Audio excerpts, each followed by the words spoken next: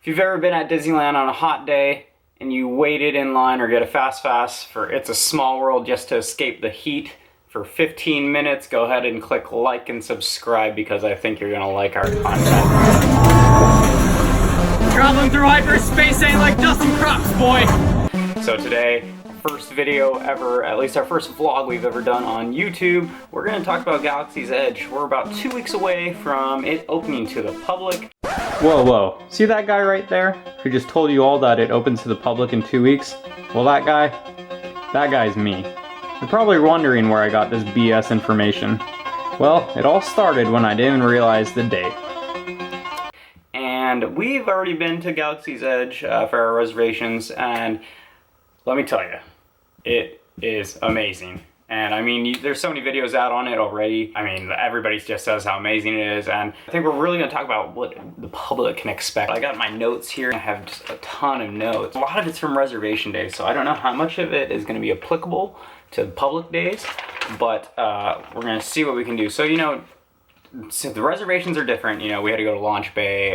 You get your wristbands 2 hours before your pass. You line up and everything. Now that it's about to hit public days, there is a virtual queue that has been confirmed that will be used. What does that mean? There's not going to be necessarily a line, but if you've ever been to, say, a restaurant and, you know, you go up and tell the hostess that you want to eat there, and then they give you a virtual queue. Same thing, like where you give your phone number and your name, and basically it's gonna work just like restaurants, where you're gonna have to return at a certain time, and basically you're allowed in. And something I read even said that they might not, just because you have a queue doesn't mean you're even gonna make it to Galaxy's Edge on public days. Entrances. So if you don't already know, there's 3 entrances at the park to get into Galaxy's Edge. And so for reservation days, we were only allowed to use, at least for our reservation time, Critter Country. That's the longest entrance in, and in my opinion, it's the coolest entrance because it kind of really like allows you to get immersed into Galaxy's Edge. It immerses you into the planet of Batuu and the Black Spire Outpost.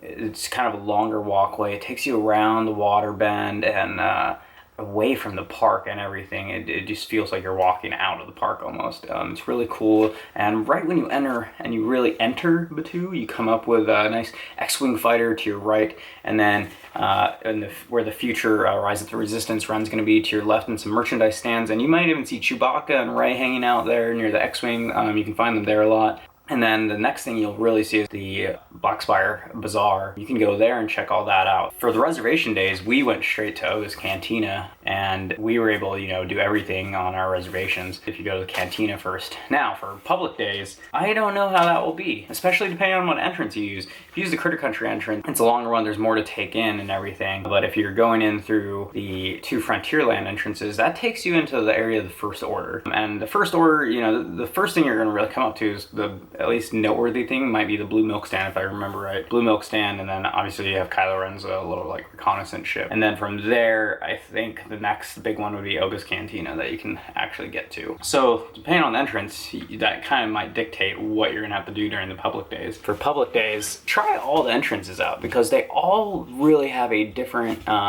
view. So some of the entrances literally set it up, you know, spatially different so that you have a different view going into the park. And the Imagineers literally said this is what they try to do. So the crowds on the reservation days were not bad at all, in my opinion. I didn't think it was bad at all until, like, obviously the first hour when you're overlapped and the last hour when you're overlapped. Public days, everything I've been reading from literally the Disney pages and like local news outlets is literally it is going to reach capacity, especially here in the summer months. Good news is it's going to open up other parts of the park. I saw Peter Pan's Flight of Peter Pan for 25-minute wait. 25-minute wait. That's unbelievable. Olga'S Canteen is, you know, it's going to be packed. It's not like Lamplight Lounge. It can't hold nearly as many as Lamplight Lounge. So when Lamplight Lounge opened, it was pretty quick when they could cycle people through, but Olga'S Canteen, I don't think it's going to be like that. If you're going to Olga'S Canteen because you've seen like the Blue Milks there, Blue Milk at Olga'S Canteen just comes with a little like butter cookie or something like that. It's But if you just want the blue milk, go to the blue milk stand outside. And you can even mobile order. Take advantage of the mobile ordering. That's how I would go about it, is really trying to get the mobile ordering. Like Docking Bay 7, they only have 3 registers. Smoke Jumpers, they have like 6. Docking Bay 7 could be really packed too. Smuggler's Run. I'll put it this way, Cars Land, the Racers sells out every day still. And Cars Land has been open for years now, and it still sells out every night. Smuggler's Run, you can only imagine how long this ride's wait is going to be. I came across some Imagineering comments in some of the Instagram pages. Imagineers say that the ride can seat 168 at any time. So hopefully that helps out on the public days when it goes public. Probably won't. Probably going to be, you're just going to be sitting in an over 2-hour line every day. You gotta do Smuggler's Run. Like, you gotta live the childhood dream. When we did it, like, the cockpit of the Millennium Falcon will bring grown men to tears. Like, it is nuts. Take it in. Take everything in. Sit right there where you can play, I think it's a Jarek. That's the chess game that you see in like New Hope and everything. You can take a picture there. So while you're waiting for your turn to go into the cockpit, take advantage of all this. They were pushing us through on the reservation days quicker than we thought we would be pushed through. So we didn't have much time to explore the Falcon. So maybe you can explore the Falcon more than we were able to. I've now seen on a lot of news articles that Smuggler's Run is actually going to have more than one experience. It's always intended to have more than one mission. However, for the reservation days, they kept it as the same mission. So now that public days are upon us and that it's open to the public, Smuggler's Run, everybody going there are going to be able to experience different missions, possibly. Missions that we haven't seen on YouTube videos or Instagram videos are the one that I got to experience. So that's really cool too. Olga'S Canteen, the drinks there, yes, it's the first time you can drink in Disneyland, on the Disneyland side at least, minus like Club 33. We all each got a different drink, so we got to try a bunch of different drinks, and all alcoholic drinks. Let me add that in. They were not that great. None of them were that great. They all tasted like the best way we can put it is if you were ever in high school and went to a high school party and had some jungle juice, or outside of high school and had jungle juice, a lot of the drinks literally tasted like that. Very sweet, very sugary drink. I would go to Lamplight Lounge or Trader Sam's any day if I was talking about drinks. Getting in there for when it goes public, like I said, is gonna be nuts. I will say from Olga'S Canteen, super fun because, I mean, there's DJR3X. You've probably seen some videos or pictures of him on Instagram. DJR3X is spinning, and it's really cool at times. Like, DJR3X will like break down, and like the bartenders will like have to like try and like repower, like, you know, it's like they're like getting a generator going and they're like trying to turn the switch on and off, and then DJR3X like, oh, it comes back to life. It's super fun. So just these small little things they do to interact. At that though, if you have kids, Olga'S Cantina ain't the biz. There was one group of one family there, and they had like 2 little kids with them. Were they not having a good time? Like, I mean, what do you expect? It's like a very clubby kind of feel inside the cantina. The non-alcoholic drinks, cool, they have non-alcoholic drinks, but kids want, like, you know, they want milk and orange juice and soda. They don't want these 3 like well mixed, you know, juices, like, you know, it's a well mixed drink and everything, but they don't want that if you told them what it is. The kids in there were not having a good time. Like, all the adults were having a blast, but it's kind of like taking a kid to a sports bar. It just doesn't happen. Like, my sports bar I go to, you don't usually see that. So if you have kids, kind of maybe prioritize a little bit. Also, this just dropped about, I don't know, like yesterday or something like that. It's been going in the news, but some new questions have been answered even, really regarding Olga'S Cantina and building your lightsaber. And so, public days, there will be a reservation system for Olga'S Cantina. Same thing with the lightsaber factory. I mean, can you blame them? They're going to want to try and keep the lines as low as possible there, even though, yes, that area is going to be maxed out. Back over to Docking Bay 7. All I have to say is fried tip yip, most overrated thing in the world. It's like a KFC like popcorn chicken bowl, like the mashed potatoes and like veggies and gravy. Literally, that's what it is. Smoked coddy ribs, by far. Best thing there. Spend the extra 75 cents. It comes out to like, I don't know, like $16.85. I'm telling you, you get like a full rack of ribs basically. And then like a blue corn muffin thing, which is amazing. And then like the slaw, like we were full, it was amazing. And then they have so many vegan options. The vegan options were even good. So try the vegan options. The like hummus and meatball platter, like it's the Felucian garden spread. That was really good. So try that out. But the smoked coddy ribs, if you're not vegan, definitely was like the winner at Docking Bay 7 for us. Moving over to the Black Spire Bazaar, because the Black Spire Bazaar is like right outside Docking Bay 7. That's where you'll find Ronto's Roasters. Ronto's wrap, $13.49. It was actually surprisingly really good. It was amazing. Try that out if you get a chance. And I think it's a mobile order stand. I said it earlier in the video, and I'm pretty sure it is. If it isn't, you can call me out in the comments. Let's talk about like the popcorn stand Katsukaj kettle. I'm a big kettle corn guy, and I'm not the big fan of this kettle corn. So there's supposed to be like one spicy one and one sweet one. It's all mixed, so it's already mixed in the kettle. You can't be like, hey, can I just have the sweet one, or can I have just the spicy one? It's mixed, it's all mixed. Wasn't that great? We didn't like it. It was very Instagrammable, yeah. Super Instagrammable. But what you can get there, and an awesome souvenir, and they'll always have these. There's a couple spots you can get them at, but you can get them there if you're like really thirsty or whatever. But you can also get it near like the speeders. Like they have like Luke's speeder, kind of like out there for on display and stuff like that. And they have like another one they kind of made.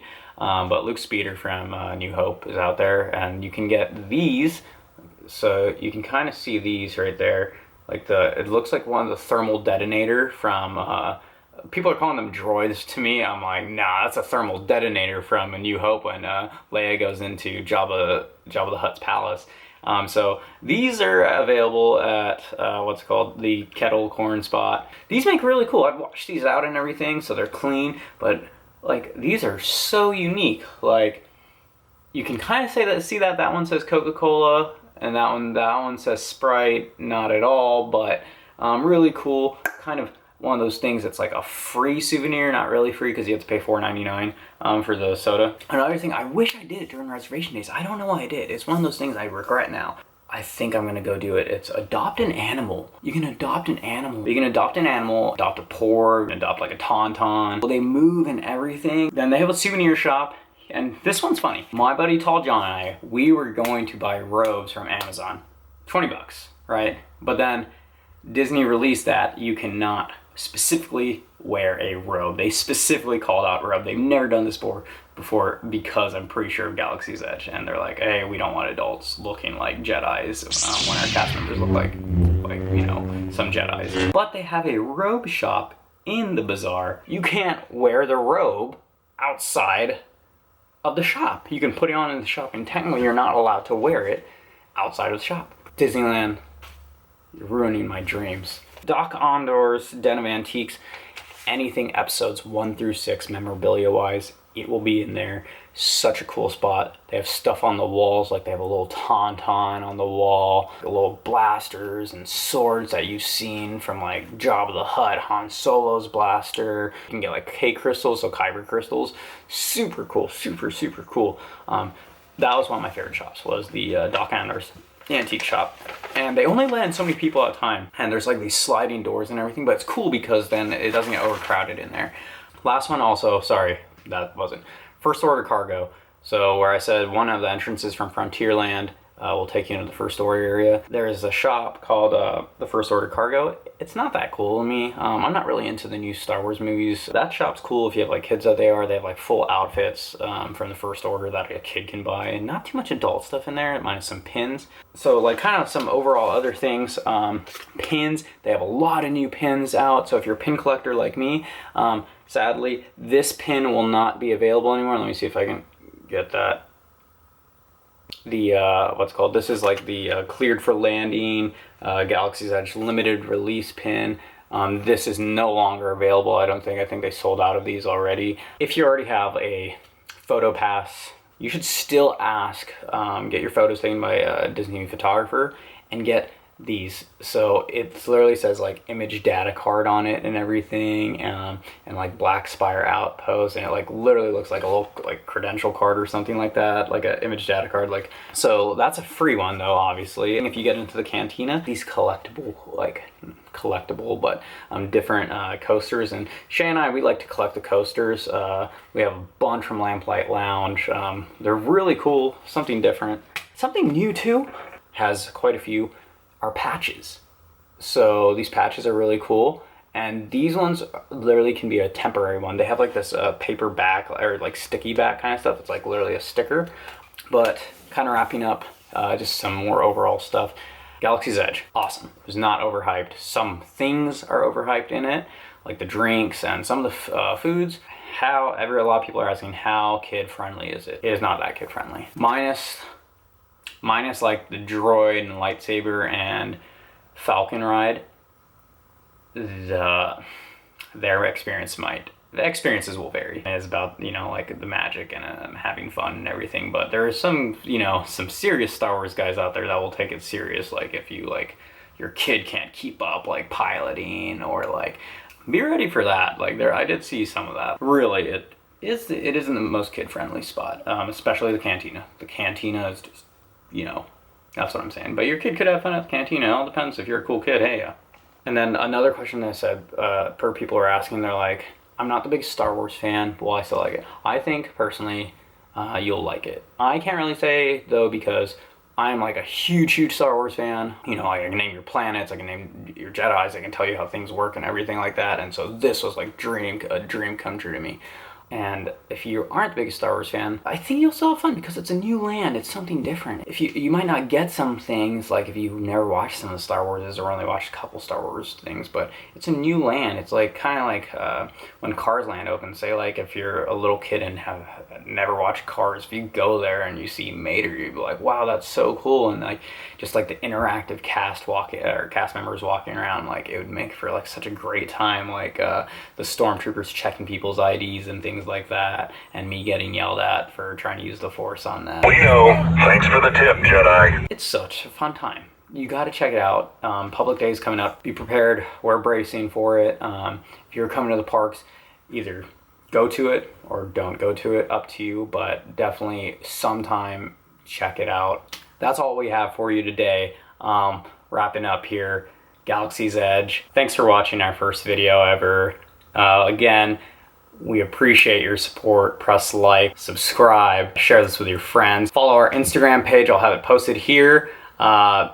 We post most of our content on Instagram, so keep checking that out. We post all our pictures. We even post our churro reviews, our food reviews on Instagram. We're gonna start merging more content onto YouTube, but we appreciate you watching and coming, checking it out, supporting us. You know, a lot of you guys have been pushing for a while for us to make it, and so we hope to expand our Disney experience with you guys in a much larger audience outside of just our immediate friends group, and to as many people as we can. So thanks for watching. Stay tuned till our next video. It's coming soon. We're gonna be back at Disneyland in just a couple weeks, guys. So thanks.